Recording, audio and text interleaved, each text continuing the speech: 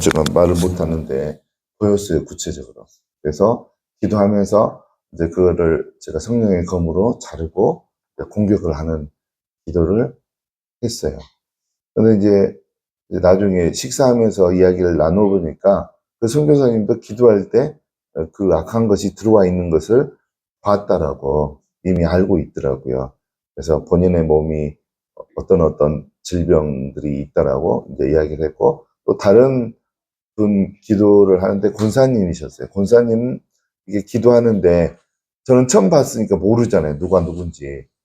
이렇게 기도를 안수를 하는데 여러분들도 다 그렇게 하셔야 됩니다. 안수를 하는데 환상 가운데 이분이 무릎을 안고 막 아파하시는 거예요. 통증을 느끼면서 이렇게 힘들어 하시는 거예요. 무릎을 안고서 앉아가지고. 그래서 그게 어떤 메시지일까요? 네, 이분의 몸 중에 무릎이 아프시다는 걸 알았어요. 근데 그것만 보이는 게 아니고 그 아프게 한 영적 존재가 같이 보였어요.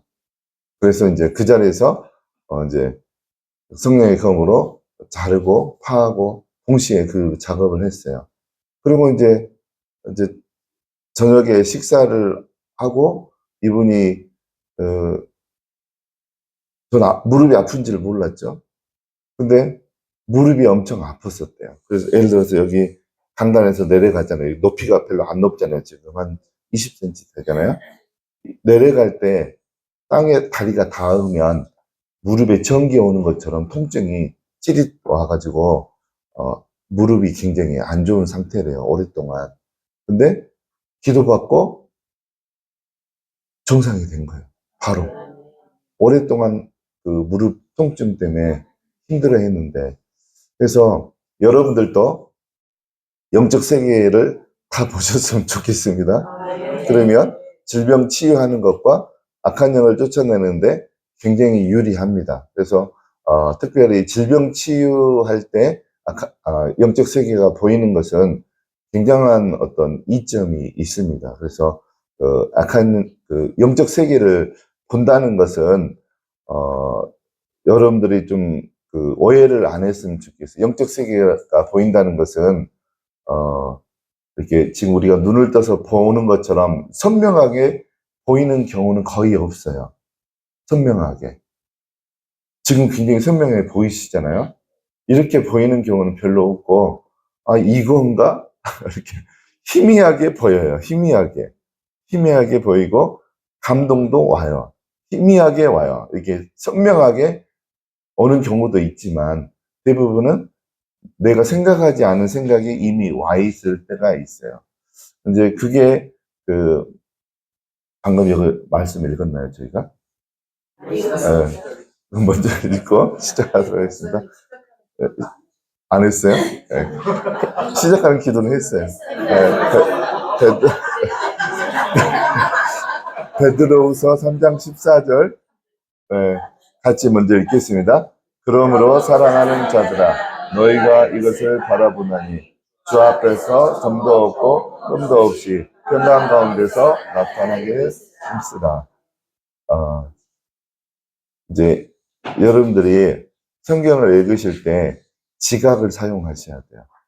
성경에는 장성한 자는 지각을 사용해서 선악을 분별한다고 그랬거든요.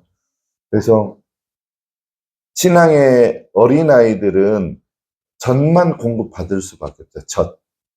성경에 어린아이는 젖을 공급받는다고 되어 있어요. 장성한 자는 지각을 사용해요. 젖이라고 하는 것은 말씀이거든요. 어린아이는 분명히 그러니까 영적인 세계를 이야기해요. 영적으로 우리가 잘하려면 분명히 말씀이 필요해요. 근데 말씀이 젖의 형태로 되어 있는 것은 젖은 뭔가요? 어린아이가 먹으면 씹을 필요가 있습니까? 그냥 먹고 삼키면 되잖아요. 그러면 그 안에서 이제 자라게 하는 영양분이 골고루 작용을 하는 거죠. 그래서 어떻게 보면 영적인 어떤 면에서 젖이라고 하는 것은 목사님들의 설교예요. 목사님들의 설교. 목사님들이 다 연구하고 적용하고 해석해가지고 성도님들이 잘 소화할 수 있도록 이렇게 말로 하는 거, 그게 젖이고 설교인 거예요. 그러면 사람이 어린아이일 때 젖만 먹는 게 필요하잖아요. 소화력이 없을 때고 치아가 없을 때는 젖을 먹어야 되죠. 근데 치아가 생기고 몸이 이렇게 점점 성장해 가는데도 젖을 먹는 사람들이 있을까요? 없을까요? 있어요. 교회 안에, 특히 한국 교회 안에는 분명히 치아도 있고 몸도 어른인데 계속 젖달라고 목사님한테 보채는 사람들이 한국 교회에는 너무 많아요. 그런 분들의 특징이 교회를 20년, 30년 다녔는데 영적 세계를 하나도 모르고 신앙의 장성한 분량까지 자라지를 않은 분들이에요. 그래서 이제 여러분들도 주변에 봤죠. 교회를 다닌 지 20년, 30년 됐는데 도무지 신앙의 그 영적 수준이 갓난아이와 어린아이 수준에서 벗어나지 못하는 분들. 원인은 단단한 음식을 먹지 않았기 때문에. 분명히 치아가 있으면 단단한 음식을 먹어야지 젖보다 단단한 음식에 영양가가 더 많이 들어있거든요. 젖은 배부르게 먹는 경우도 있겠지만 젖을 배부르게 먹는 경우는 별로 없어요. 근데 음식은 배부르게 먹을 수 있잖아요. 여러 가지를. 그러니까 결과적으로는 단단한 음식 여러 가지를 먹는 게 영양가가 훨씬 더 많은 거죠. 젖에는 최소한의 영양분이 들어있는 거예요. 풍성하게 들어있지는 않아요. 그래서 몸이 자라면 사람은 단단한 음식을 먹어야지 몸이 커지고 자라게 돼 있어요. 영적인 세계도 마찬가지예요. 그러니까 여러분들이 주변에서 여러분의 교회 교인들과 또 여러분들이 거쳐왔던 많은 사람들을 보면 스스로 단단한 음식을 먹는 사람은 그렇게 많지가 않아요. 영적인 어떤 성장이 있으려면 분명히 말씀이 작용을 해요. 말씀이. 예를 들어서 신앙생활을 하더라도 기도 중심으로 하시는 분들은 영적 세계를 많이 경험할 수는 있지만 영적으로 자라는 게 부족하죠. 어려워요. 기도를 많이 하면 민감하게 영적 세계를 보고 이제 그런 부분은 있지만 신앙이 성장이 안 돼요. 그래서 신앙이 성장이 되려면 단단한 음식을 이렇게 섭취할 수 있어야 되고 그 다음에 지각을 사용해야 돼요. 지각을 사용한다는 게 무슨 말일까요? 지각을 사용하는 거. 지각을 사용한다는 것은 한문적인 표현이잖아요. 지성과 감각을 사용한다는 거예요. 지성과 감각. 특별히 말씀을 읽을 때 여러분들도 지각을 사용하시기 바랍니다. 이제 이런 거죠.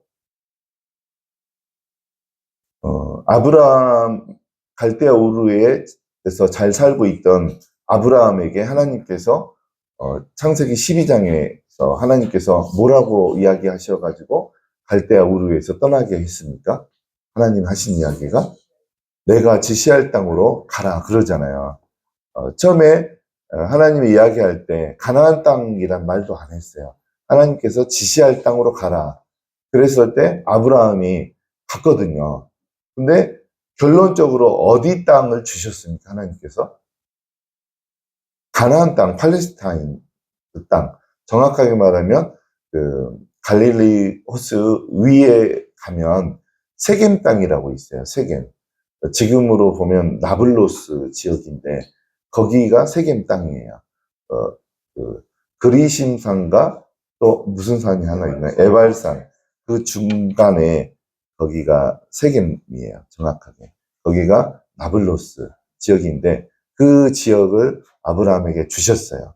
근데 그게 이제 신명기 11장에 나오거든요. 근데 이제 자연 환경을 따지면 갈대아 우르에 살았던 아브라함이 살기에는 가나안 땅이 더 좋을까요? 갈대아 우르 땅이 더 좋을까요? 자연적인 환경을 따지면 갈대아 우르 땅이 더 좋아요. 갈대아 우르는 지금 보면 이라크 지역에 있어요. 구글 지도에 보면 있는데, 거기 보면 티그리스 강 바로 유역에 있어요. 그래서 티그리스 강은 어떤 강이냐면, 티그리스하고 유프라테스 강 상류 지역에는 터키 지역이거든요. 하란에서도 더 위쪽으로 올라가요. 하란도 터키 지역이에요, 지금 현재.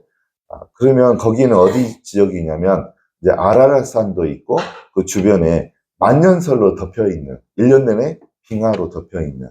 그래서 햇빛이 뜨면 빙하가 녹아요. 그래서 그 빙하물이 티그리스 유프라테스 강으로 흘러내려와요.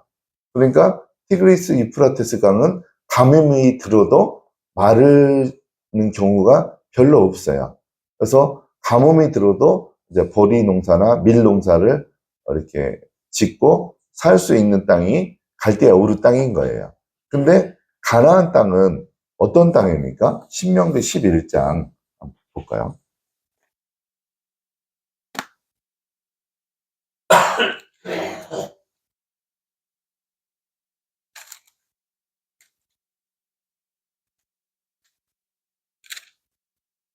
11장 10절 11절 한번 읽어보겠습니다. 10절 11절 내가 들어가 차지하려는 땅은 내가 나온 애굽 땅과 같지 아니하니 거기에서는 너희가 파종한 후에 발로 물대기를 채소 밭에 댄과 같이 하였거니와 너희가 건너가서 차지할 땅은 산과 골짜기가 있어서 하늘에서 내리는 비를 흡수하는 땅이에요. 10절은 애굽 땅을 묘사한 부분이고 11절은 가나안 땅, 팔레스타인 땅을 묘사해 놓은 땅이에요. 11절 가나안 땅의 특징이 뭐냐면 하늘에서 비가 내리는데 그 비를 어떻게 합니까? 땅이 다 흡수해 버려요. 특히 이제 그 에루살렘과 베들레헴 이쪽은 산지 지역이에요. 바위로 이루어진. 그래서 에루살렘은 한 780m 정도 돼요, 해발. 그러니까 강이란 게 없어요. 그리고 샘이 한 두 군데밖에 없어요. 에루살렘의 샘이라고 하는 것은. 물이 굉장히 귀한 지역이죠. 그런 지역이에요. 그러니까 평상시에는, 이렇게, 물을 볼 수 없는 지역이죠. 그리고 이제 여러분들이 성지 순례를 가보면 알겠지만, 거기 애굽이나 그 이스라엘 사막 지역에 저는 우리나라 이렇게 산처럼 생긴 줄 알았어요. 근데 가보면 거기도 산이 있기는 있어요. 이집트라든가 이런데. 근데 나무가 하나도 없어요, 산에. 그냥 흙으로 이루어진, 돌로 이루어진 산밖에 없어요. 이스라엘도 그 베들레헴 밑에 쪽은 그렇게 나무가 많지가 않아요. 이제 요단강 쪽에는 이제 나무도 좀 있고 하는데, 베들레헴 밑에 쪽, 특히 이제 브엘세바 밑에 쪽은 사람이 못 살아요. 사막지대죠. 그쪽은 나무가 거의 없죠. 근데 애굽 땅은 10절에 나오죠. 여기 애굽 땅의 특징. 어떻습니까? 너희가 파종한 후에 발로 물대기를 채소밭에 댐과 같이 하였다라는 거. 그러니까 갈대아 우르나 애굽 땅의 특징은 공통점이 있어요. 마르지 않는 강이 흘러요. 애굽은 나일강이 흐르죠. 애굽 나일강의 상류는 킬리만자로 산이에요. 그리고 거기에서 빙하가 또 녹죠. 그게 이제 빅토리아 호수로 갔다가 그게 이제 우간다 정글 통과예요. 근데 우간다 정글은 전 세계에서 1년 강수량이 제일 많은 지역이에요.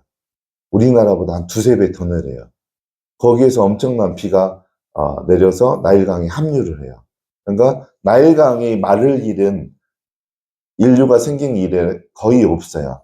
그러니까 이제 야곱 시대 때 전 세계 가뭄이 들었을 때 야곱과 그 아들들이 어디로 양식을 구하러 갔습니까? 애굽으로 갔잖아요. 그러니까 애굽은 채소를 길러 먹고 싶으면 나일강에서 수로를 파서 수로 끝 부분에 수차를 설치를 해놔요. 그래서 사람이 그 옆에 수차를 저는 성지순례 갔을 때 봤어요. 직접 돌리는 것을. 우리가 돈을 주고 좀 시범을 보여주세요 한 게 아닌데 어떤 농부 아저씨가 수차에 올라가가지고 수차가 물레방아만 해요. 커요. 그래서 양쪽 기둥을 붙들고 올라가서 발로 돌리더라고요. 그러니까 나일강에 있는 물이 자기 밭에 이렇게 물이 들어가는 것을 저는 봤어요. 제가 그때 38살 때인가 성지순례를 갔거든요. 그러니까 20년 전에. 20년 전에 이집트는 펌프가 있고 그런 시대가 아니에요. 좀 많이 낙후된 나라예요, 이집트가. 지금도 좀 그렇지만. 그래서 이제 저는 그거를 봤거든요. 예굽은 나일강 때문에 물이 마르지 않아서 농사를 지으려면 좀 부지런만 하면 돼요. 수차만 돌리면 곡식을 이렇게 키워서 먹을 수가 있는 나라가 애굽인데 가나안 땅은 어떻습니까? 가나안 땅 여기에서 11절에 비를 다 흡수해버리고 12절 한번 읽겠습니다. 내 하나님 여호와께서 돌보아 주시는 땅이라 연초부터 연말까지 내 하나님 여호와의 눈이 항상 그에 있느니라.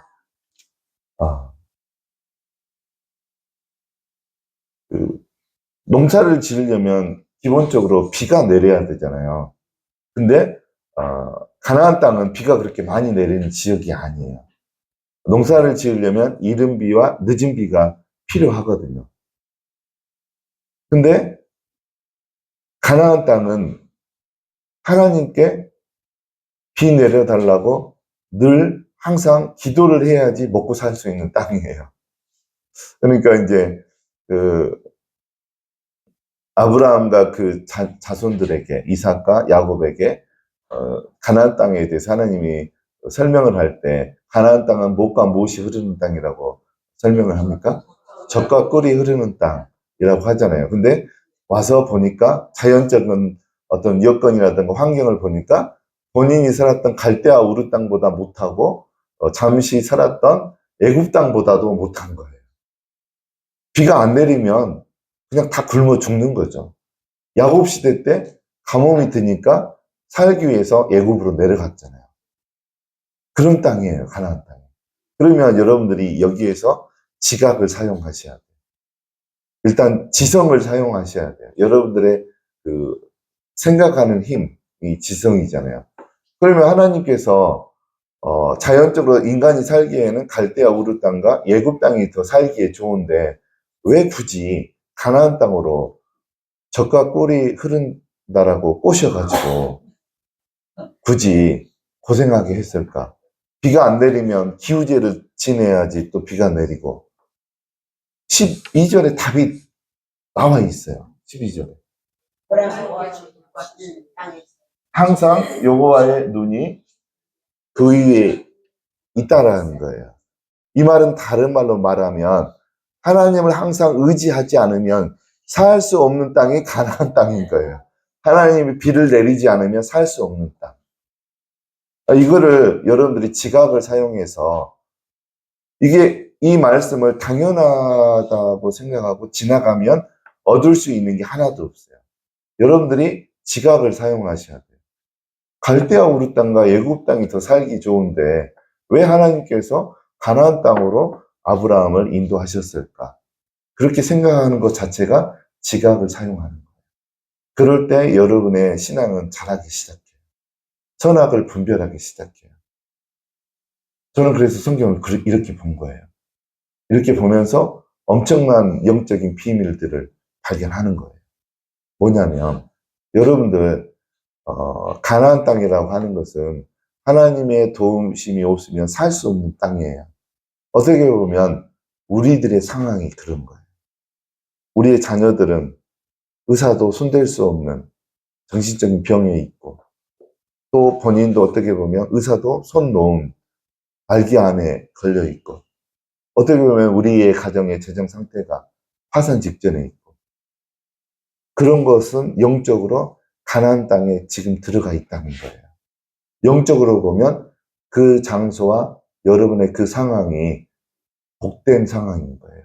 왜 그러냐면 하나님의 눈이 여러분 위에, 여러분의 가정과 자녀들 위에 머물러 있거든요. 왜 굳이 애굽 땅에서 불러냈을까? 모세를, 그 이스라엘 백성들을. 왜 그러냐면 그 땅은 영적으로 보면 하나님의 도우심이 없어서 살 수 있는 땅이 애굽 땅과 갈대 우르 땅이에요. 숫자만 돌리면 되거든요. 비 안 와도 살아요, 그 사람들은. 그러니까 신앙적으로 보면, 영적으로 보면 하나님하고 상관없이 살 가능성이 높은 지역이 갈대아 우르 땅과 애굽 땅이라는 거예요. 근데 하나님은 그게 싫은 거예요. 육체적으로는 좀 고생을 할지언정 영적으로 하나님 의지하지 않고 살 수 없는 가나안 땅으로 부르셔서 날마다 하나님은 하나님의 백성과 교제하고 비가 안 오면 비 좀 내려주세요. 그 기도를 들으시기를 원하는 거예요. 그러니까 하나님께서는 지금의 여러분의 어려움이 여러분의 영적으로 보면 가나안 땅에 들어와 있는 거예요. 이곳이 젖과 꿀이 흐르는 장소인 거예요. 그래서 여러분들이 갖고 있는 문제가 어떻게 보면 영적으로 보면 복된 요소예요. 그게. 하나님을 붙들고 붙잡을 수 있는 조건이 되는 게 여러분이 갖고 있는 어떤 기도 제목들, 여건, 상황들이 가나안 땅에 있는 증거이고 하나님이 그걸 가장 원하세요. 여러분, 그러니까 신앙적으로 기도해서 기도의 응답을 받아가지고 자녀들이 잘 되고 막 재정이 들어오고 그러면 그거는 영적으로 어디 땅으로 되돌아가는 거예요? 애굽 땅으로 가는 거예요. 하나님을 떠날 가능성이 높아요. 그래서 이제 지각을 사용하면 이런 부분도 성경을 볼 때 알아지는 거예요. 그리고 내 인생이 해석이 되어지는 거예요. 또 다른 사람의 인생까지 해석이 가능한 거예요. 그래서 여러분들 지각을 사용해서 말씀을 읽으시기 바랍니다. 거기에 영적 성장이 있어요. 근데 지각을 사용할 때는 방금 이제 성경을 우리의 지성을 사용해서 읽어야 돼요. 그러니까 애굽 땅과 갈대아 우르 땅이 더 살기 좋은 거예요. 근데 왜 가나안 땅으로 인도하셨나? 그렇게 의문점을 갖는 게 지각을 사용하는 거예요. 거기에서 이제 성령님이 조명해 주시는 계시가 있을 때 이제 완벽하게 이 말씀이 해석이 되어지는 거죠. 성령님의 계시와 조명이 없으면 성경에서 깨달을 수 있는 거 하나도 없어요. 우리가. 근데 제가 신앙생활을 해보니까 저는 이제 5살 때부터 신앙생활을 했거든요. 모태신앙은 아니에요. 그래서 모태신앙 있는 사람들의 옆에 가면 꿀려요. 저는 꿀리는데 한 가지 근데 제가 다른 사람들보다 이렇게 잘한 게 있어요. 자신 있게 잘했다라고 이렇게 자랑할 수 있는 거는 대학생 1학년 때부터 말씀 묵상을 했다는 거. 살아계신 하나님을 만나고 싶어서 그때 우리 시골교회 담임 목사님한테 어떻게 하면 살아계신 하나님을 만날 수 있습니까? 질문했을 때 말씀 묵상을 하라고 하시더라고요. 그래서 저는 제가 태생적으로 저는 아들만 6인 가운데 4번째예요.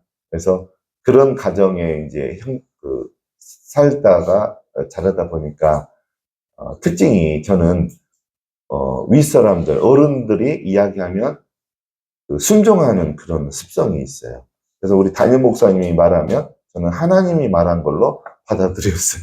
그래서 말씀 묵상하면 진짜 하나님 만나는 줄 알고 그때부터 혼자 말씀 묵상을 시작했어요. 그런데 1년, 2년 동안은 무슨 말인지 도무지 이게 해석이 안 되는 거. 특히 레이기를 가면은 그만둬야 되겠다. 이게 이해도 안 되고 뭐 제사 지내는 거 나하고 뭔 상관이 있느냐 하면서 레이기 읽으면 통독이 멈춰지고 말씀 묵상이 멈춰지고 이제 그러는 거예요. 또 이제 누가 누구를 낳고 누가 누구를 낳고 이게 전혀 도움이 안 되는 것 같아가지고 말씀 묵상하는 게 이제 방해를 받고 통독이 뭐 몇 번씩 멈추기도 하고 그랬었죠. 근데 그걸 계속 할 때 하나님께서 저에게 특별히 약간 이제 여기 처음에 읽었던 말씀, 네. 이제 여기 베드로후서 3장 14절 말씀이 여러분들 잘 읽으셔야 돼요. 이게 평서문인가, 의문문인가, 질문인가, 명령문인가 봤을 때 어디에 속합니까? 명령문이에요. 그러면 이제 명령문이라고 하면 우리가 실행에 옮겨야 되는 말씀이에요. 여러분들 정확하게 잘 들으셔야 돼요. 명령문으로 된 것은 여기에 보면 어떤 세상 마지막 날에 어떤 일이 있을 거라고 설명이 되어 있습니까? 여기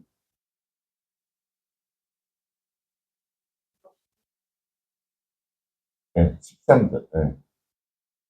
세상 마지막 날에 이제 12절에 보면 이 세상이 하늘이 다 불에 타서 풀어지고 불에 녹아지고 그 다음에 새 하늘과 새 땅이 이제 임하는 장면이 나오죠. 그 다음에 심판주이신 예수님 앞에 우리가 서야 돼요. 서야 되는데 설 때 우리가 해야 되는 일이 있어요. 결산을 봐야 돼요. 심판대 앞에서 결산을 봐야 돼요. 이제 결산을 본다는 게 한 세 가지가 성경에 이미 기록이 돼 있어요. 달란트에 대해서 결산을 봐야 돼요. 달란트에 대해서. 여러분들 달란트 비유 알죠? 10달란트 받은 사람, 5달란트, 1달란트. 분명히 그 부분에 대해서 우리는 결산을 봐야 돼요. 근데 결산을 보다 할 때 그 결산이 헬라어로 로고스라는 단어가 있어요. 로고스가 말씀이라는 거잖아요. 그러니까 기본적으로 말하다예요, 말하다. 내가 예수님 앞에서 말을 해야 돼요. 내가 이 땅에 와서 하나님한테 받은 달란트가 이건데 내가 이것을 가지고 많이 남겼습니다. 보십시오. 이게 나의 열매입니다. 내가 남긴 달란트입니다. 근데 어떤 사람은 이 내용을 전혀 몰라요. 이 달란트를 가지고 결산을 봐야 된다는 것을 몰라요. 여러분들 이거 진짜 벌어질 일입니다. 예수님께서 내가 너에게 달란트를 줬는데 너 얼마 남겼는가 달라 보고해라 결산을 해라.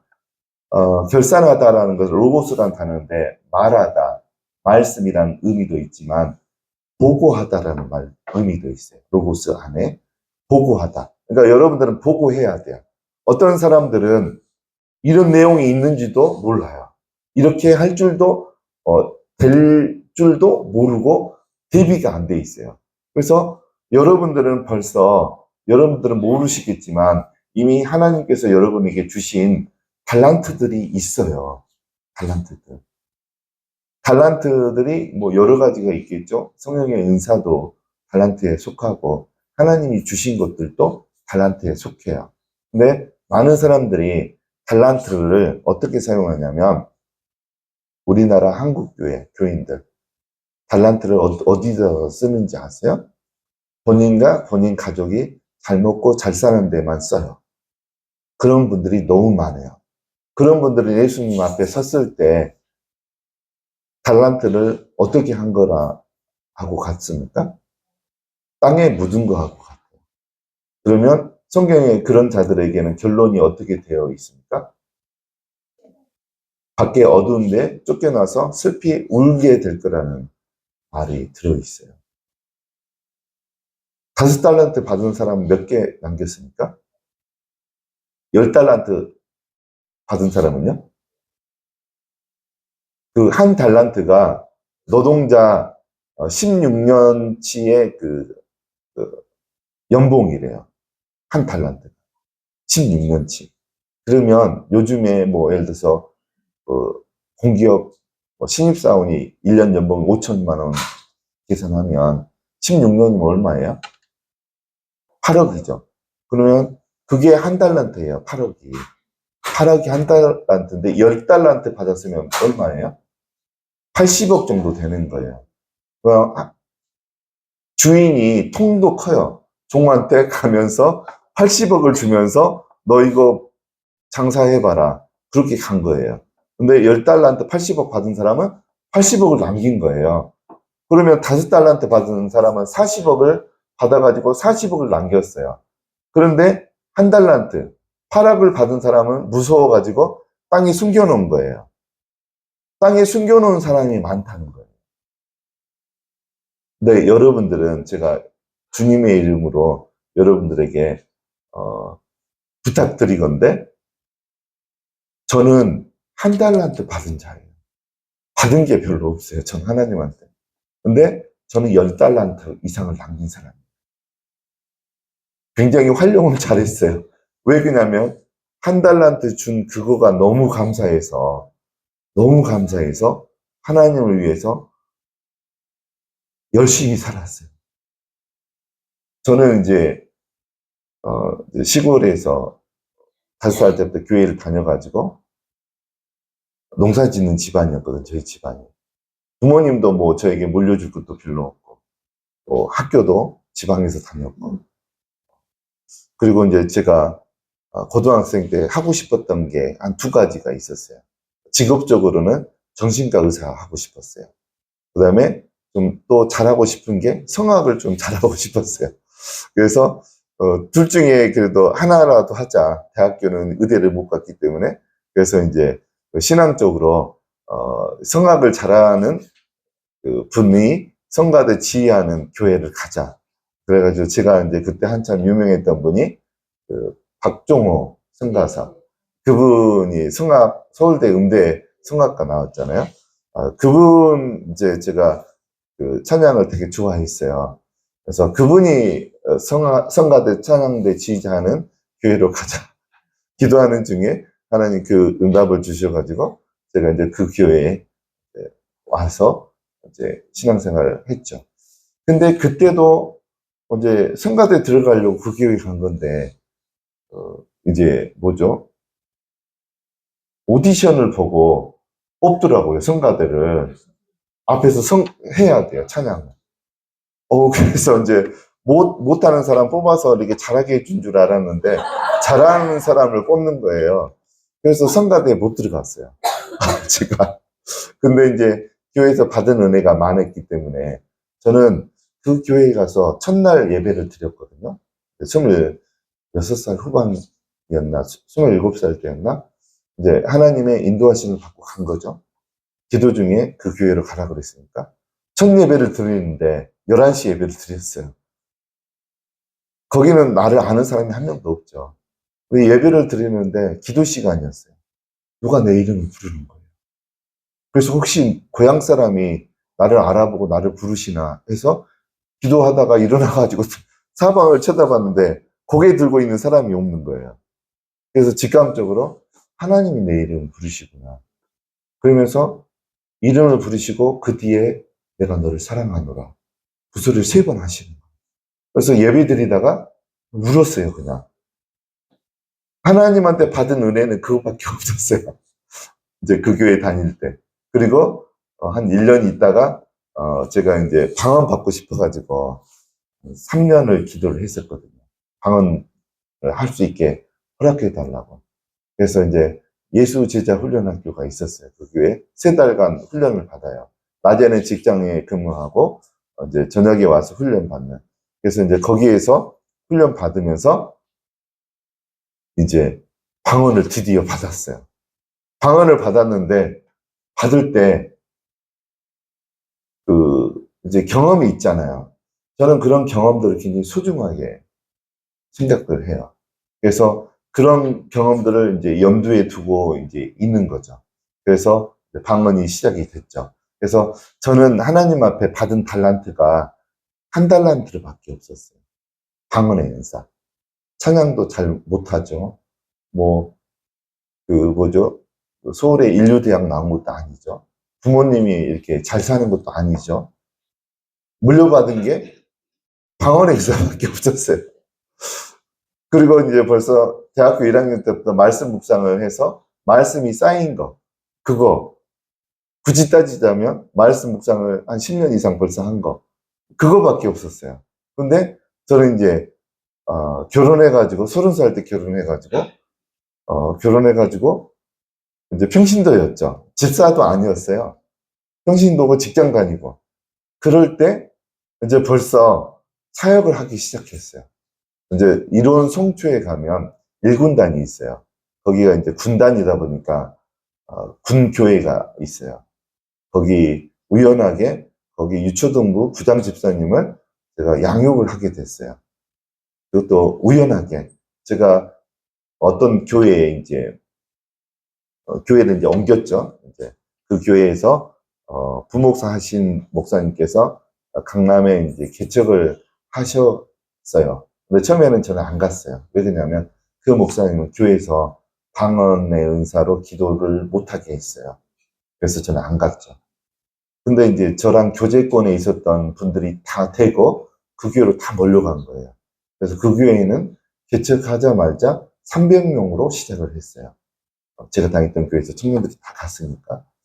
그래서 이제 교제권이 사라지다 보니까 외롭잖아요. 친하게 지냈던 형들과 누나들이 다 그리 갔으니까. 그래서 결국은 이제 저도 갔죠. 가서 이제 하다 보니까 어찌 하다 보니까 중보기도 팀장을 하게 됐어요. 그 교회에서.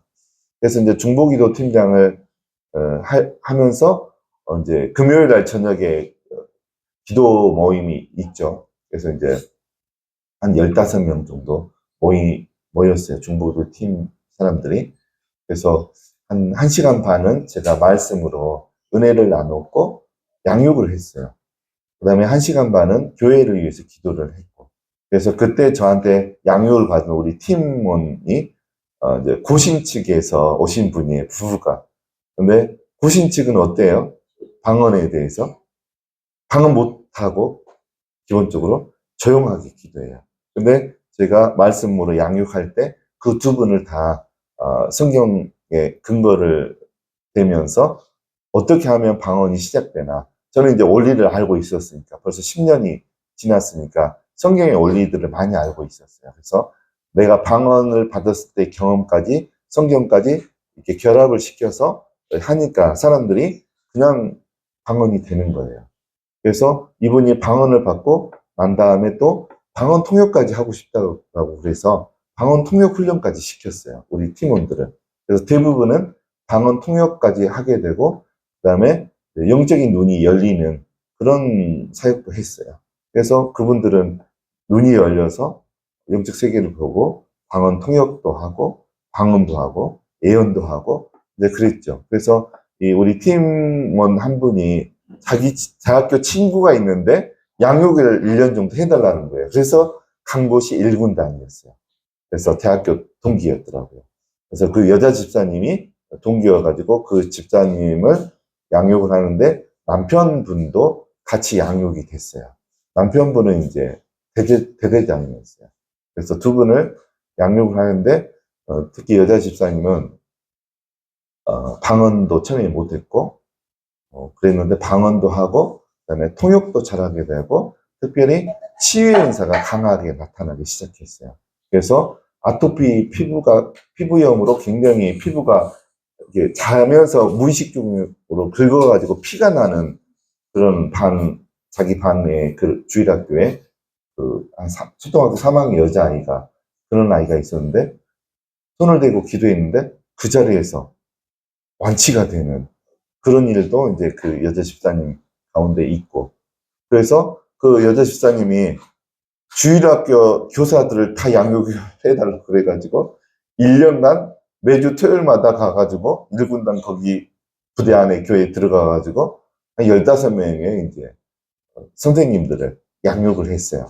그래서 이제 그분들이 또 은혜를 받으니까 유초등부 아이들 중에 방언 못하는 아이들 다 방언 받게 해달라 그래서 뭐 100명이든 1000명도 데리고 오라고 해가지고 왔더라고요, 한번.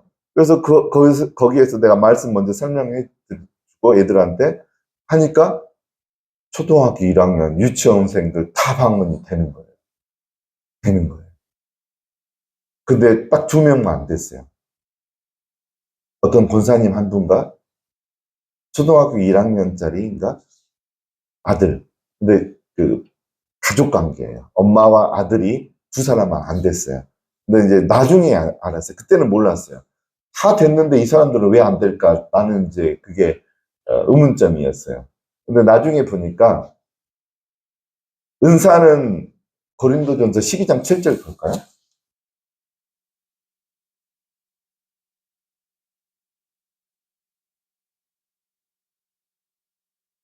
7절. 읽겠습니다. 각 사람에게 성령을 나타내심을 유익하게 하려 하십니다. 이제 12절을 한번 또 읽어볼까요? 12절. 11절. 11절. 이 모든 일은 같은 한 성령이 행하사 그의 뜻대로 각 사람에게 각 사람에게 나누어 주신 거. 그래서 사람들이 받은 거가 뭡니까? 7절부터 11절 사이에 보면, 구체적으로 보면 성령의 9가지 은사를 말해요. 성령의 9가지 은사를 누가 나누어 줘요? 성령님이 나누어 줘요. 그런데 성령의 은사를 7절에서 보면 다르게 표현하고 있어요. 성령의 은사를 다른 말로 하면 7절에 보면 뭐라고 표현되어 있습니까? 성령님께서 나타내심. 성령님이 나타나시는 거, 성령님을 나타내시는 거, 그게 성령의 은사를 다르게 말하면 그렇게 표현을 할 수 있어요. 그러니까 예를 들어서 어떤 사람이 치유의 은사가 있어가지고 아픈 사람에게 손을 얹어서 고쳤다. 그러면 성령님이 나타나서 성령님이 고치셨다는 소리예요. 그러니까 그 도구로 사용된 사람은 자랑할 필요가 없어요. 그 사람이 고친 게 아니에요. 성령님이 고치신 거예요. 그래서 성경을 이렇게 보면 제대로 모든 게 자리를 잡을 수 있어요. 근데 성경에 근거하지 않고 기도로만 많이 하면 은사와 능력이 나타나거든요. 그러면 넘어질 가능성이 높아요. 교만해져 버려요. 이 성경의 이런 원리를 모르면 자기가 고친 줄로 착각을 해요.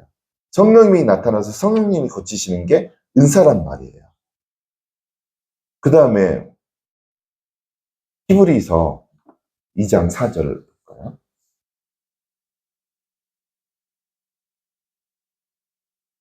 읽겠습니다. 하나님도 표적들과 기사들과 여러 가지 능력과 자기의 뜻을 따라 성령이 나누어 주신 것으로서 우리가 함께 증언하셨습니다. 이제 바울이나 그 사도들의 고백이에요. 히브리서 2장 4절. 선교할 때, 전도할 때, 결국은 그것을 영적으로 살펴보면 사람의 말로 한 게 아니고 여기에 보면 정확하게 하나님께서 표적과 기사와 능력과 성령이 나누어 주신 것으로 했다라는 거예요. 배운 말, 훈련받은 말로만 한 게 아니라는 소리예요. 그러면 표적과 기사는 우리가 알죠. 무언지. 하나님의 능력이라는 것도 알잖아요. 근데 사람들이 오해하는 게 성령의 은사를 능력이라고 생각하는데 여기에 보면 능력과 구분되어서 이야기해요. 여기서 성령님께서 나누어 주신 게 뭐예요? 아까 고린도전서 12장 11절 보면 은사예요, 은사. 그러니까 은사와 능력은 각기 다른 거라는 거예요. 성령의 능력과 은사는 다르다는 거예요. 그래서 은사는 성령님이 나누어 주신 건데 아까 제가 1군단 교회에서 사역할 두 사람이 방언을 못한다고 그랬잖아요. 그러면 성령님이 안 나눠 주신 거예요. 근데 우리가 예수님을 주님으로 영접하면 성령님이 어디 안에 계십니까? 우리 안에 계시잖아요. 예수님을 주님으로 영접한 사람들은 성령님이 다 내주하셔요. 그러면 성령의 9가지 은사가 이미 있어요, 여러분들. 저희 성경에서는 그 있는 은사를 나타날 수 있도록 저는 돕는 역할만 하는 거예요. 저는 그러니까 교관인 거예요, 교관. 교관이에요. 제가 주는 게 아니에요. 성령님이 있는 성령님께서 각 사람에게 나타나시도록 저는 도와드리는 것만 말씀으로 자극해드리고 또 여러 가지 실습으로 쓸 수 있도록 도와드리는 거예요. 그래서 저는 이런 어떤 성경적인 베이스로 사역을 했는데 대부분은 예언도 하고 방언 통역도 하고 병 고치는 은사도 나타나고 지식의 말씀의 은사도 나타나고 그렇더라는 거예요. 그래서 그러면 이제 은사에 대해서 제가 설명을 했고 성령의 능력이라는 것은 어떤 거냐면 제가 짧게 이야기하겠습니다. 이거 짧게는 제가 10년 이상 걸린 거예요. 이 정의를 내리는 데 있어서. 성경을 창세기부터 계시록까지 저는 답이 나올 때까지 뒤지거든요. 그러니까 한 번 말씀 묵상하면 8시간씩 걸렸어요. 사무엘상 10장 7절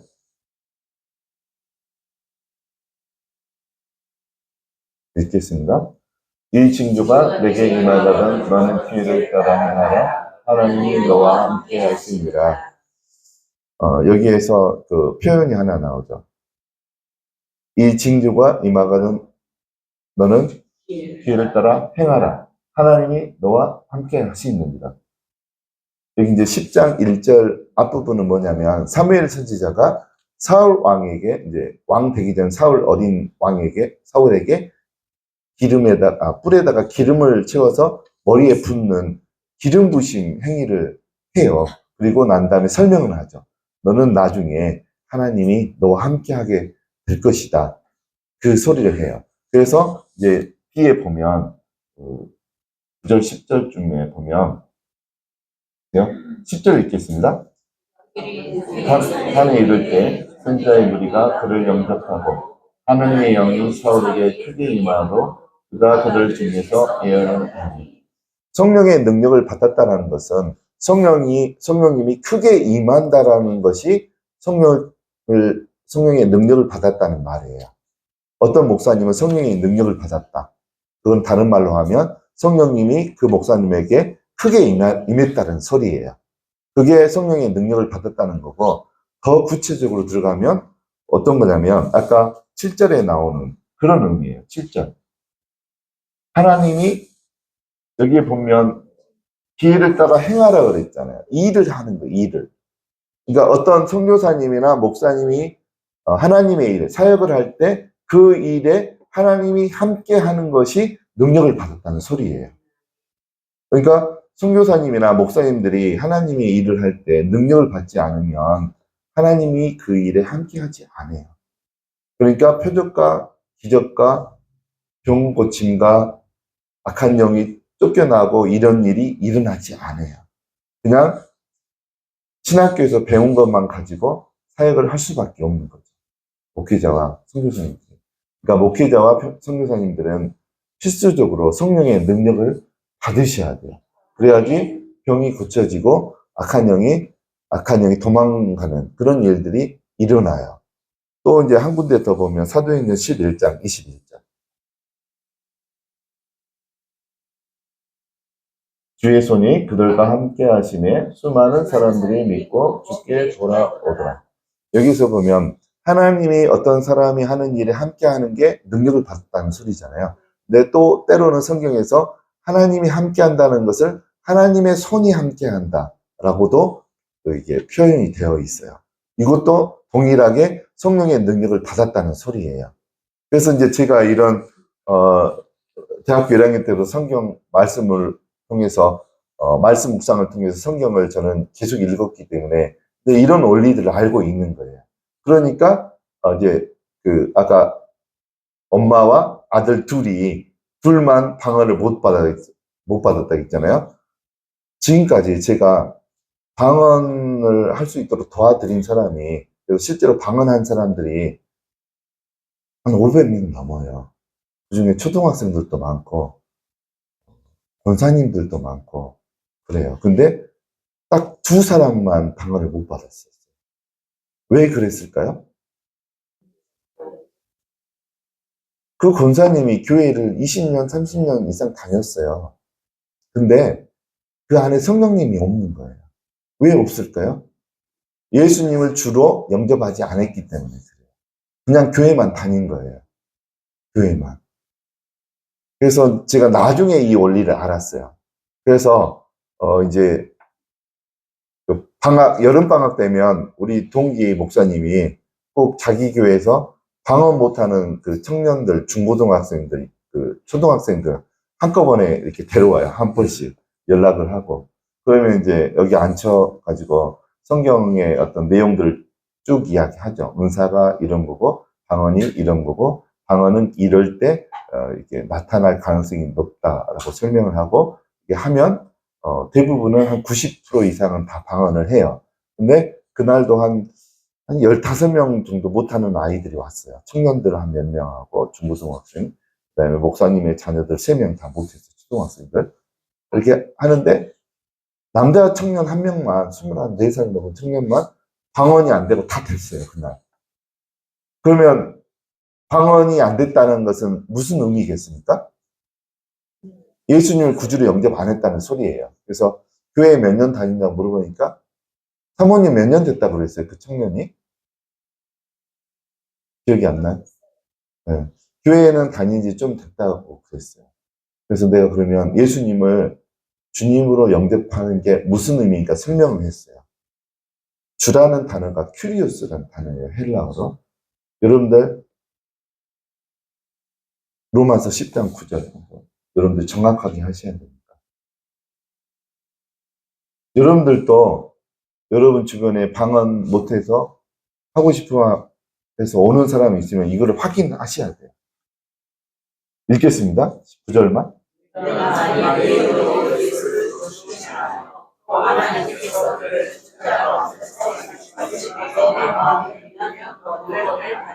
예수님께서 주인 것을 시인할 때 구원을 받잖아요. 또 사도행전 16장 13절인가요? 주 예수 그리스도를 믿으라. 그러면 너와 너의 집이 구원을 받으리라. 주 예수를 믿으라. 그게 무슨 말이겠어요? 지각을 사용해서 해석을 해보세요. 예수님이 주님이신 것을 믿으라 그 소리예요. 그러니까 이 말씀과 동일한 내용이에요. 그러니까 여기에서 주라는 단어는 큐리오스라는 단어를 쓰는데 내 존재에만 큐리오스를 썼어요. 하나님에 대해서 부를 때 큐리오스라고 그랬고 하나님의 아들을 부를 때 큐리오스라고 그랬고 황제를 부를 때 큐리오스라고 그랬고 종이 주인을 부를 때 큐리오스라고 그랬어요. 그러니까 예수님이 주인 것을 믿는다는 것은 예수님이 나의 주인이시고 나의 왕이시고 나의 하나님의 아들이시고 나의 하나님이신 것을 내가 입술로 시인하고 마음에 믿는 게 영접하는 거예요. 그럴 때 구원이 임해요. 근데 교회 안에 성도님들이 와 있는데 있잖아요, 많이 교회 안에. 근데 삶에서 예수님이 주인이 아닌 것처럼 사는 사람들이 너무 많다는 거예요. 그래서 자녀들을 결혼시킬 때 상대 며느리가 되고 사위가 될 사람의 재력을 보고 신앙은 안 보고 사회적인 위치를 보고 예수님한테 결제를 안 맞고 결혼시키는 경우는 아직 미안하지만 예수님이 그분의 주인이 아닌 거예요. 그분은 예수님을 영접 안 한 거예요. 그런 분들에게까지 구원이 있지 않아요. 그러니까 이제 심판의 날 때 놀라울 일들이 벌어질 거예요. 땅을 치며 통곡할 사람들도 있고 이제 늦은 거죠. 심판대 앞에 설 정도까지 갔으면. 그러니까 정확하게 하셔야 돼요. 예수님이 여러분의 주인이십니까? 그러면 주인의 분부를 명령을 받고 살아야 돼요. 제가 이제 간증 하나 할게요. 제가 이제 청년 때 방언 받고 싶어가지고 제자훈련학교 갔어요. 갔는데 이제 저는 그때가 27살 때 제자훈련을 받았는데 동기들이 있을 거 아니에요. 한 6명이 동기였는데 그래서 첫 시간에는 오리엔테이션 시간이어가지고 뭐 자기소개 시간이 있잖아요. 나는 직장 어디를 다니고 무슨 목적으로 여기 왔습니다. 근데 이제 형제들이 한 4명, 좀 5명쯤 됐어요. 근데 그 중에 한 형제가 딱 나오더니만 자기는 여기 가면 결혼할 수 있다고 그래서 결혼하고 싶어서 왔습니다. 그랬어요. 근데 우리 동기들 중에 36명 중에 5쌍이 결혼했어요. 5쌍. 10명이 결혼한 거잖아요. 그 중에 한 사람이 저입니다. 저는 이제 직장 어디 다니고 방언 받고 싶어서 왔습니다. 그랬어요. 그리고 이제 소개하고 갔고, 근데 한 형제는 결혼하고 싶어서 왔습니다. 근데 그 형제 진짜 만나서 결혼했어요. 또 그 고백을 안 했던 2명의 형제가 더 결혼했어요, 거기에서. 그런데 이제 저희 아내가 그 동기예요, 실은. 같은 교회를 다녔고. 저희 아내가 딱 나와서 이제 소개를 하는데 제 속에서 음성이 들렸어요. 너는 저 자매하고 결혼하게 될 것이다. 그랬어요. 근데 내가 예수님이 나의 주인이 아니었으면 결혼 안 했을 거예요. 저의 이상형이 아니었어요. 저의 이상형은 뭐냐면 기골이 장대한 스타일이 저의 이상형이었어요. 키도 크고 살점도 많고 힘 좀 꽤나 쓰게끔 보이는 사람. 근데 저희 아내는 되게 날씬했어요. 전 날씬한 사람 쳐다도 안 보거든요. 지금도 그러지. 그래서 좀 기구리장대한 스타일을 원했는데 아내는 아니었던 거예요. 그리고 또 뭐니 뭐니 해도 형제들은 결국 뭐를 봅니까? 외모를 보잖아요. 미모를 보잖아요. 근데 이제 우리 아내는 너무 이뻐서 저는 마음에 안 들었어요. 그래서 이제 근데 예수님이 나의 주인이시잖아요. 그래서 이제 그 훈련을 할 때 제가 방언을 받고 나니까 너무 좋은 거예요. 3년을 이렇게 기다렸던 방언이 되니까 얼마나 좋았겠습니까? 그래서 날마다 기도를 10분 한 것 같은데 2시간, 3시간씩 막 시간이 지나가는 거예요. 그러니까 이제 영적 세계가 보이기 시작했어요. 그러니까 내가 보고 싶을 때 본 건 아니었어요. 성령의 능력이 최근에 임했을 때 내가 보고 싶을 때 보게 된 거예요. 근데 그전에는 일방적으로 보였어요. 하나님이 보여주시는 게 이제 보이기 시작했어요. 그때 당시에는. 내 능력을 받으면 내가 보고 싶고자 하는 의지가 생기면 늘 보이는 거예요. 그 차이인 거예요. 능력이 임하면. 그러니까 은사 받은 사람 위에 능력이 임하면 그 은사가 늘 쓰게 되는 거예요. 예를 들어서 치유의 은사는 항상 치유가 안 일어날 수도 있어요. 근데 치유의 은사 위에 능력이 덧입히게 되면 늘 치유가 일어나요. 그게 다른 점이에요. 능력과 은사예요. 그러니까 은사와 능력은 달라요. 아까 히브리서 2장 4절에 제가 증명해 드렸죠. 저는 이과생이라 증명을 잘해요. 공대 출신이죠. 그래서 그 제가 그 원하는 스타일이 있었는데 아니었는데도 제가 방언을 받고 나니까 너무 즐거웠죠. 그래서 기도를 못해도 2시간 이상, 3시간 훈련 받는 기간 내내 그렇게 했고 또 신대원 들어가기 전까지도 그렇게 10몇 년을 20년 이상을 날마다 그렇게 했어요. 여러분들 기도는 양도 중요합니다. 기도의 질도 중요하지만 양도 중요해요. 여러분들 어떤 해결해야 될 문제가 있습니까? 1시간 이상 기도하시기 바랍니다. 그러면 그 문제가 해결이 돼요. 1시간 이상 기도 안 하는 사람은요, 문제 해결 안 돼요. 잘 들으셔요? 방언 못하는 사람은 아직 신앙인이라고 저는 볼 수가 없어요. 방언 못하는 사람. 아직 방언 못하는 사람이 있어요? 오늘 제가 특별히 끝나고 진짜 손 들어보세요. 방언 아직 못하는. 다행히 다 하시네요. 굉장히 좋은 현상입니다. 네. 그래서 이제 2시간 이상 기도하면요, 능력을 받아요. 성령의 능력을 받아요. 3시간 이상 기도하면 어떻게 되는지 아세요? 하루에? 하나님께 크게 사용돼요. 쓰임을 받아요. 크게 쓰임을 받을 수 있어요. 여러분들 하나님께 크게 쓰임을 받으시려면 하루에 3시간 이상은 기도를 하셔야 돼요. 그래서 이제 제가 이제 그렇게 하루에 2시간, 3시간 이제 기도를 하니까 영적 세계가 보이고 어떤 사람에 대해서 알아지는 거예요. 있으면 하나님의 음성이 와서 들려지고, 그러니까 예언이 나오는 거예요, 예언이. 그래서 처음 보는 사람도 이렇게 보면 말씀이 와 있어요. 그게 이제 에레미야 2장 1절 현상이에요. 에레미야 2장 1절 한번 읽어주셔요. 읽겠습니다. 여호와의 말씀이 내게 임하여 이르시. 여기서 이제 임하다는 단어가 히브리어 하야 동사를 써요. 기본적으로 하야. 하야는 영어 동사 비동사예요. 같은 의미예요. 그러면 하야 동사는 무슨 의미겠습니까? 뭐뭇이 있다, 뭐뭐이다, 존재하다, 그런 의미예요. 에레미야에게 예언의 말씀이 있었는데 하야 동사 형태로 있었어요. 그러니까 에레미야에게는 예언이 임할 때 하나님의 말씀이 벌써 있는 거예요. 존재하는 그 안에. 그런 것처럼 제 안에 예언이 있더라고요. 어떤 처음 보는 사람을 봤는데 예언의 말씀이 와 있었어요. 그래서 제가 이제 거기 청년 때 훈련 받았을 때 이제 아침에는 직장 출근해야 되잖아요. 출근할 때 우연히 그때는 안 친했어요. 저희 아내랑. 사귀기 직전이었으니까. 그래서 아침에 이제 서빙고역까지 말을 해도 안 되는. 서빙고역까지 이제 걸어가는데 예언의 말이 임했어요. 와 있었어요. 그래서 이제 동시통역을 했죠. 하나님께서 자매님을 기뻐하신다고 합니다.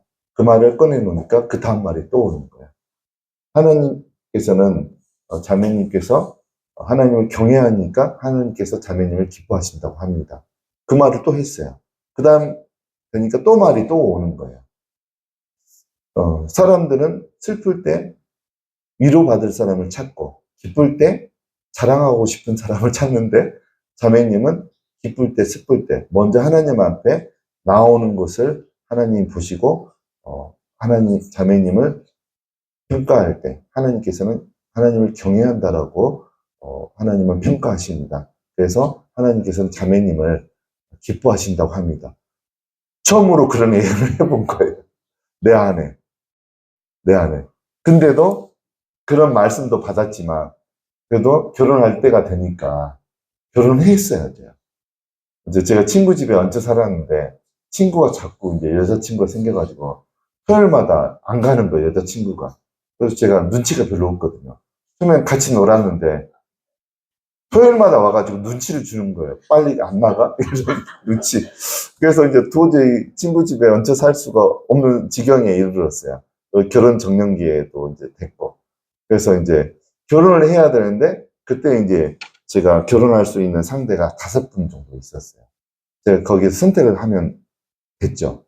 근데 그 중에 저희 아내가 있었고 하나님을 경외한 자매 또 한 분은 되게 미모가 뛰어난 이제 제가 평상시 원했던 직업을 갖고 있었던 또 연봉도 저보다 더 많이 받았고 또 무엇보다 그 미모가 뛰어난 자매는 기골이 장대했어요. 그러니까 딱 거기죠. 근데 이제 저희 청년부에 또 제가 마음을 두고 있었던 자매들이 3명이 더 있었어요. 그래서 5명 중에 이제 골라야 되는데 기도하면서 선택을 해야 되는데 선택 못하는 그 아픔이 있어요. 잠이 안 와요. 직장에 가면 일이 손에 안 잡혀요. 왜 그러냐면 나중에는 이제 2명만 남았어요. 미모가 뛰어나고 기골이 장대한 자매. 한 분, 네. 그 다음에 저희 아내. 저희 아내는 하나님을 경외하는 사람이고 그 자매는 미모가 뛰어난 자매. 포기하기 힘들었어요. 근데 이제 빨리 방을 얻어가지고 나가야 될 때가 됐어요. 그래서 이제 결정을 해야 되는데 피가 마르는 것 같았어요. 직장에 가면 일이 손도 안 잡히고 눈을 감고 아유 이게 뭔 일이래. 빨리 결정해야 되는데 때로는 하루는 그렇게 하는 거예요. 하나님 2명 다 데리고 살면 안 되니까 그랬어요. 근데 그건 안 되는 거잖아요. 그래서 이제 나중에는요 그 뭐죠? 그렇게 결정을 못하고 그렇게 3달을 지나가고 나니까 밥맛이 없어져요. 그리고 이제 그때는 제가 그 친구가 너무 눈치를 주니까 여자친구가 눈치를 주니까 저기 어디죠? 한양대 뒤쪽에 마장동 쪽에 고시원에 들어가 있었어요. 제가 갈 데가 없으니까. 고시원 가보셨나요? 1평 정도밖에 안 돼요. 자려면 의자를 책상 위에 올려놓고 자야 돼요. 거기는 창문도 없어요. 거기서 6개월 정도 있다 보니까 이게 지금 저녁인지 낮인지 아침인지 캄캄하니까 구분도 안 되고 그다음에 혹시 트럭 갖고 와서 주차하신 분 좀 빼달라고. 네, 여기 옆에 쭉 보면 빈 데는 다 주차할 수 있어요. 목사님, 이상 목사님, 여기 밑에 보면, 네. 네, 그래서, 제가 어디까지, 네, 고시원에 이제 있다 보니까 아침에 일어났는데 막 한 12시인 거예요. 그러면 밥도 먹기 싫으니까 컵라면 하나 먹고 말고, 어떨 때는 김밥 하나 먹고 말고. 그러니까 이제 우울증이 생기더라고요. 결정을 해야 되는데 결정을 못하고 그런 캄캄한 데 살다 보니까 우울증. 그래서 이제 더는 내가 이제 있다가는 우울증 환자가 될 것 같은. 그래서 이제 조만간에 결정을 해야 될 때가 온 거예요. 그때 되니까 제정신이 돌아오더라고요. 어떻게 됐냐면 하나님, 내가 6개월 동안 이것저것 다 고민하고 내가 좋은 사람을 선택하려고 했는데 결론은 결정도 못하겠고 피가 마르고 직장 가면 멍해 있고 그렇게 된다라고. 그래서 내가 어떻게 했겠습니까?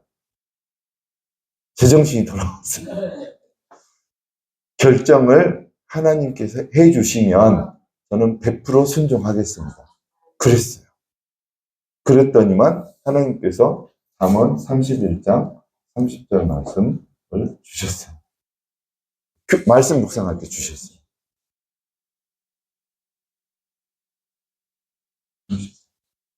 30. 읽겠습니다.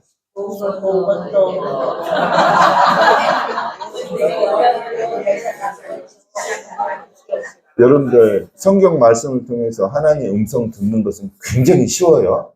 뭐 해석할 필요도 없는 거예요. 제가 몇 개월 동안 고민하고 피가 마르고 우울증이 걸릴 것 같고 그러면서도 끝끝내 이게 고운 사람, 아름다운 사람을 붙잡으려고 했는데 결국 내가 주도권을 하나님께 맡기니까 하나님이 바로 누구랑 결혼해야 될지를 알게 해주셨어요. 그래서 제가 이거 말씀 묵상 한 날 저녁에 전화해서 명동에서 만나자고 하고 프로포즈를 저희 사모님에게, 아내에게 했습니다. 그래서 이제 이렇게 하는 게 예수님을 주로 영접하는 사람들의 삶의 모습이 이래야 되는 거예요.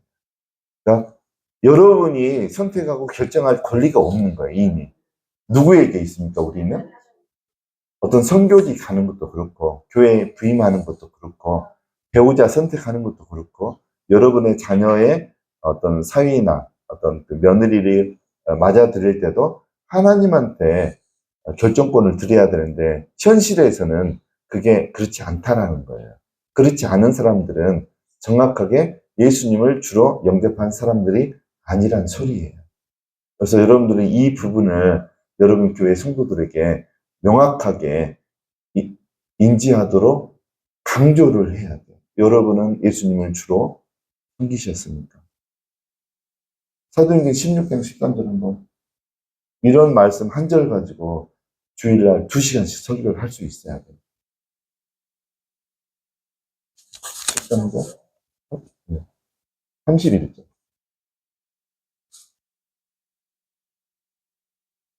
읽겠습니다. 이르시되 주 예수 네, 이 말씀을 가지고 여러분들이 심각하게 설교를 하실 수 있어야 돼요. 안 그러면 여러분들의 교인들이 지옥 갑니다. 구원을 못 받아요. 본인은 구원 받은 줄로 착각하는데 삶에서 예수님이 주인인 것처럼 살지 않으면 구원이 없는 거예요. 그 사람에게는. 심각하죠? 근데 이런 분들이 교회 안에 너무 많다는 거죠. 결혼할 때 보면. 다 욕심을 챙겨요. 그리고 언제 좀 있다가 욕심에 대해서 이제 이야기하려고 그래요. 이제, 그래서, 제가 그 방언 못하는 두 사람은 나중에 알게 된 건데, 예수님을 구주로 영접 안 한 분들, 그분들은. 그래서, 저희 동기 목사님이 방언 못하는 친구들 한 15명 데리고 왔는데, 청년 한 사람이 못하는 거예요, 방언을. 그래서 예수님을 구주로 영접하는 거를 내가 설명을 해드리고, 다시 시도하니까 그 자리에서 방언이 시작이 됐어요. 그래서 여러분들도 제가 다 방법을 가르쳐 주는 겁니다. 여러분 교회에서 이렇게 하면 방언 못할 사람 한 명도 없어요. 그리고 어떤 말씀을 설명해야 되나 그거는 제가 좀 남겨놓을게요. 저도 비장의 무게는 숨기고 있어야지. 근데 이미 오셨던 분들은 내가 제정신이 아닐 때 벌써 다 이야기해놨어요. 어떤 말씀 가지고 하면 방언 다 할 수 있다라고. 그건 이제 6기 때 제가 이렇게 차근차근 설명을 하도록 하겠습니다. 그래서 오늘은 이제 한 11시까지 말씀 계속 이어갈 건데 어떤 부분을 할 거냐면 그 마음과 육체와 영의 연결 관계를 제가 설명을 하려고 그래요. 그래서 그 부분이 굉장히 중요하니까 여러분들 한번 이 시간 쭉 한번 같이 하도록 하겠습니다. 잠언 17장 22절.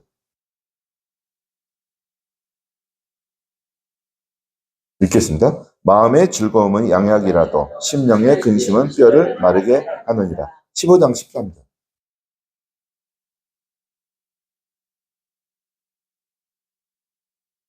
마음의 즐거움은 얼굴을 빛나게 하여도 마음의 근심은 심령을 상하게 하느니라. 여기에서 이제 마음이라는 단어는 레브나 레바브를 써요. 히브리어 레브, 레바브. 네, 헬라어로는 카르디아 같은 의미예요. 그러면 심령이라는 단어는 무슨 단어를 썼나 우리가 봐야 돼요. 심령은 히브리어로 루아흐를 썼어요. 루아흐. 영이라는 소리예요. 영. 그러니까 우리의 마음이 즐거우면 기쁘면 우리의 영도 영향을 받는다는 소리예요. 아까 17장 22절에 우리의 심령은 루아흐라 그랬잖아요. 우리의 영이 근심이 있으면 뼈가 마른다 그랬어요. 그러니까 영의 건강이 육체의 건강하고 직결된다는 거예요. 그 다음에 마음의 근심은 심령을 상하게 한다 그랬잖아요. 그러니까 우리의 혼의 상태에 의해서 우리의 영의 그 상태가 연결이 된다는 소리예요. 그래서 이 말은 무슨 말이냐면 우리의 영과 혼과 육은 따로따로가 아니라는 소리예요. 연결이 돼 있어요. 영과 혼과 육은 연결이 돼 있어요.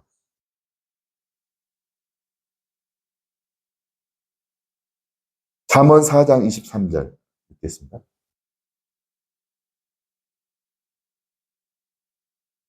모든 지킬 만한 것 중에 더욱 내 마음을 지키라. 생명의 근원이 예서 나느니라. 여러분들이 이제 이거는 영업 노하우입니다. 우리의 영 안에는 악한 것이 들어올 수 없어요. 우리의 영은 하나님이 창조하셨기 때문에 악한 영이 우리 영 안에는 못 들어와요. 근데 우리의 마음과 우리의 육체 가운데는 들어올 수 있어요. 그래서 마음이 생명의 근원이 마음에서 나오는 거예요. 어차피 악한 영들은 우리의 영을 못 건드려요. 건들 수 있는 거는 우리의 마음과 육체만 건들 수 있어요. 그래서 육체의 많은 것들이 마음에서 비롯돼요. 마음에 예를 들어서 슬픔이 있는 상태로 오래 살았다. 그러면 그분은 나중에 이제 50, 60, 70이 돼가면 거의 대부분은 골다공증이 생겨요. 골다공증. 마음이 슬프는데 음식을 먹을 때 기쁘겠습니까? 밥맛이 없는 거죠. 겨우 안 죽고 살기 위해서 먹는 거죠. 슬픔이 있어요. 그러니까 마음 속에 슬픔이 자리 잡잖아요. 그게 육체의 건강에 직결이 되는 거죠. 그래서 이제 그 장본인이 여기 계신 분이에요. 제가 예전에 저희 교회 말고 다른 데서 협력사역 할 때 제가 안수 기도할 때 그분의 뼛속이 보였어요. 뼛속이 구멍이 숭숭숭숭 뚫려 있는 게 보였어요. 골다공증인 거죠. 그래서 목사님 골다공증이 있으시네요. 그랬어요. 근데 이제 그분이 여기 교회 토요일 날 성에 오셨을 때 기도를 하는데 3살 때 슬픔의 영이 들어가는 게 보였어요. 제 눈에. 그래서 물어봤어요. 목사님 평생 슬프셨죠? 하니까 어떻게 알았냐는 거예요. 평생 슬펐다는 거예요. 이유 없이. 3살 때 슬픔의 영이 들어갔거든요. 그러니까 먹는 게 먹어도 하나도 즐겁지 않고 조금 먹고 하니까 몸이 더 악화가 됐던 거예요.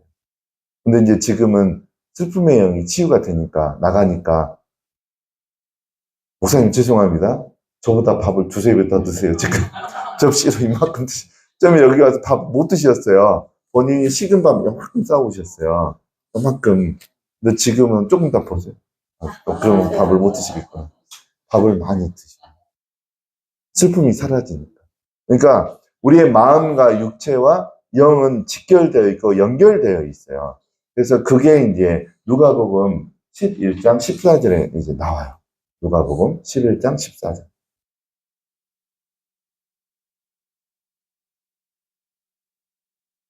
읽겠습니다.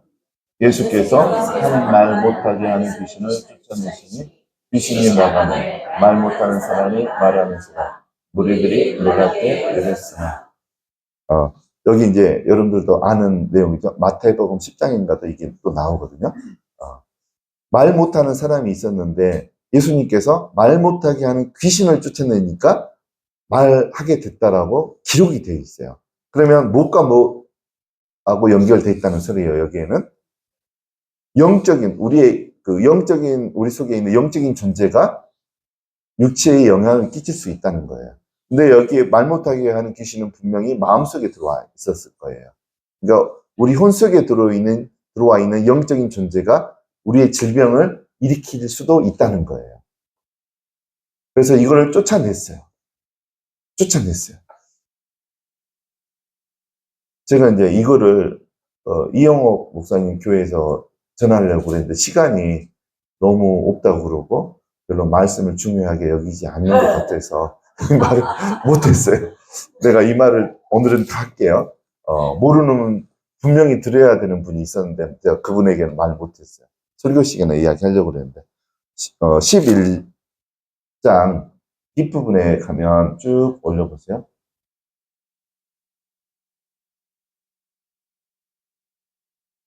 네, 이제 25절, 26절 읽겠습니다.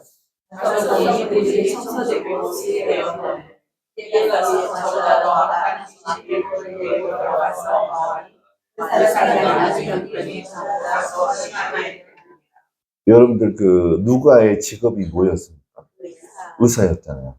근데 마가복음에도 마태복음에도 이 내용이 나와요. 근데 여기에 보면 25절, 26절 부분이 누가복음에만 있어요. 이건 직업적인 어떤 차이예요. 의사들은 정밀하거든요. 세밀하거든요. 병의 원인까지 보거든요. 그리고 여기에 보면 누가라는 예수님의 제자는 영적 눈이 열려 있는 분. 악한 귀신이 다시 들어간 것까지 확인이 되는 분이에요. 여러분들 이 수준이 다 되시기 바랍니다. 어렵지 않아요. 영적 눈이 열려 있으면 이게 가능해요. 누가는 아까 말 못하게 하는 귀신을 쫓아내니까 말하게 됐다고 그랬잖아요. 근데 그 말 못하게 하는 귀신이 나갔다가 몇 마리를 다시 데리고 들어갔다라고 7마리를 다시 데리고 들어갔다라고까지 기록을 한 거예요. 그러면 여러분들의 마음속에 이렇게 생각하면 안 된다는 거예요. 여러분의 어떤 질병이 있잖아요. 그러면 그 질병만을 고치기 위해서 성회에 가면 안 된다는 소리예요. 또 여러분 안에 있는 어떤 악한 영을 쫓아내기 위해서 그것만 쫓아내기 위해서 성회에 가면 안 된다는 소리예요.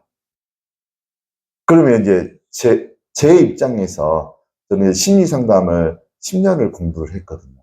제 입장에서 보면 뭔가 빠져 있어요. 이 말 못하게 하는 귀신이 그냥 들어간 게 아니에요. 귀신들, 악한 영들은 사람 안에 건강한 사람에게 못 들어가게 돼 있어요. 들어갈 수 있는 통로는 딱 2가지밖에 없어요. 못과 못이에요? 죄와 상처를 통해서만 들어갈 수 있어요. 그러면 이제 누가는 거기까지 보는 거예요. 그게 해결이 안 됐다는 거예요. 이 사람은. 말 못하게 하는 귀신이 들어간 건데, 그거를 예수님은 안 다뤘다는 거예요. 물론 이제 어떻게 예수님이 그렇게 하셨는가는 기록이 안 돼 있으니까 모르겠는데, 의사인 누가 입장에서 봤을 때 원인을 치료 안 한 거예요. 그러니까 온전하게 완벽하게 치유가 되려면 근원을 치유하는 의사가 좋은 의사인 거예요. 현상만 치료하는 사람은 뛰어난 의사가 아닌 거예요. 뭐 중국에 굉장히 유명한 의사, 뭐 화타 뭐 이런 분들이 있죠. 그 형제 중에 뛰어난 의사는 치료를 잘하는 게 아니고 자기 형이 있는데 이분은 병이 일어나지 않도록 예방을 한다라는 그런 말을 해요. 미리 예방하는 사람이 훌륭한 의사인 것처럼 어떤 육체의 질병과 악한 영이 들어와 있으면 우리 대부분의 사람들은 성회에 오시는 분들은 암만 고치기를 원하고 피부병만 고치기를 원하고 악한 영만 쫓아내기를 원해서 그것만 바라고 오거든요. 그래서 나가요. 병이 고쳐져요. 다시 병이 재발될 가능성이 높아요. 다시 악한 영이 들어갈 가능성이 높아요. 왜 들어왔는 것까지, 들어온 경로까지 확인하고 그것을 해결을 해야 돼요. 그 신명기 28장에 보면 여러 가지 질병들 제가 지난주에 이야기했죠. 여러 가지 질병들, 염병, 열병, 염병은 패스트를 말해요. 그 다음에 뭐 피부병, 그 다음에 한제, 네. 한제, 그 다음에 이제 썩는 병도 있거든요. 썩는 병 중에 한 가지가 크론병이라고 있어요. 속에 그 장기가 썩는 거. 근데 그거는 여호와의 규례와 율법을 지키지 않아서고, 더 구체적으로 나아가면 신명기 27장에 나오는 그 죄들을 본인이나 본인의 윗대에서 그 27장에 나오는 죄를 지은 게 있으면 28장에 있는 그런 병들이 직결되어져서 내려오게 돼 있어요. 그러면 크론병이 있는 분이 있어요. 제 주변에도. 그런 분은 접근 방법을 달리 해야 돼요. 하나님의 능력으로 크론병만 낫게 해주세요. 그렇게 하면 안 되고, 하나님이 왜 나에게 크론병이 왔습니까? 알게 해주시고 깨닫게 해주시고 보여주세요. 그렇게 해서 하면 정확하게 어느 때에 무슨 일이 있어서 그런 병이 생겼는지 성령님은 자세하게 가르쳐 주실 용의가 있으신 분이에요. 성령님. 그것을 알고 그것을 죄라고 하면, 회개하면 그런 병은 나을 가능성이 높아요. 회개하면. 근데 지금 누가복음 11장에는 그 과정이 없는 거예요. 그 과정이. 그래서 제가 이 이영옥 목사님 교회에서 기도할 때 어떤 분은 악한 영이 굉장히 많이 들어있었어요. 근데 내가 그분을 몇 번 봤는데, 이분은 성회에 다닐 때 악한 영만 쫓아내기 위해서 다니는데 그것도 열심히로 안 다니시더라고요. 근데 그분에게 정작 필요한 것은 왜 그렇게 많은 악한 영들이 들어와 있나, 이유를 밝히고 그 이유가 죄라면 하나님 앞에 통곡을 하면서 그 연결고리를 끊어야 돼요. 근데 그분은 그럴 마음이 없는 거예요. 제가 거기 가서 그 이야기를 하려고 그랬는데 말씀을 짧게 해주세요. 그래가지고 그까지는 못했어요. 그냥 짧게 해주고 왔어요. 그래서 여러분들 제가 무슨 이야기 하시는지 알겠죠? 그래서 여러분들에게 필요한 것은 지각을 사용하는 게 필요해요. 지성도 사용하시고 영적 감각도 사용하실 수 있어야 돼요. 영적 감각 중에 한 가지가 영의 눈이 열리는 거예요. 영의 눈이 열리면 이제 기도할 때 이제 어떤 병이 있고 어떤 영이 그 병을 일으켰고 몇 살 때 무슨 영이 들어와 있고, 그 다음에 이 가정에는 또 이 사람에게는 상한 감정이 무엇인지, 상처가 무엇인지, 그게 몇 살 때 생긴 건지 성령님은 다 가르쳐 주세요. 보여주시고. 그러려면 감각을 사용할 수 있는 사람이 돼야 되는데, 감각이 언제 열립니까? 영적 감각이 여러분들 두 가지 방법으로 열려요. 한 가지는 기도를 2시간 이상씩 하면 영의 눈이 열리게 돼 있어요. 근데 이때 영의 눈이 열리는 것은 하나님이 보여주실 때만 보는 것을 말해요. 근데도 자주 보여요. 기도 하루에 2시간 이상씩 하면. 2시간 이상씩 기도하시기 바랍니다. 근데 여기에다가 능력을 받으면 내가 보고 싶을 때 항상 볼 수 있는 거예요. 대화하다가도 얼굴에 보여요. 환상으로. 단어가 와요. 상한 감정이 어떤 것이라는 것을 알아줘요. 제가 이영호 목사님 그 본사님 무릎 아프신 분 기도하고 기도받고 그냥 나았다 그랬잖아요. 그분 언제 봤냐면 저희 아내가 방언 통역으로 기도할 때 전 눈 뜨고 있었잖아요. 눈 뜨고 있는데 보이더라고요. 무릎을 안고 있는 게. 그래서 아는 거죠. 그리고 무엇이 악한 영이 들어있는지까지 보였어요. 그러니까 그거를 기도하면, 안수기도하면서 쫓아내니까 그냥 그 자리에서 망한 거예요.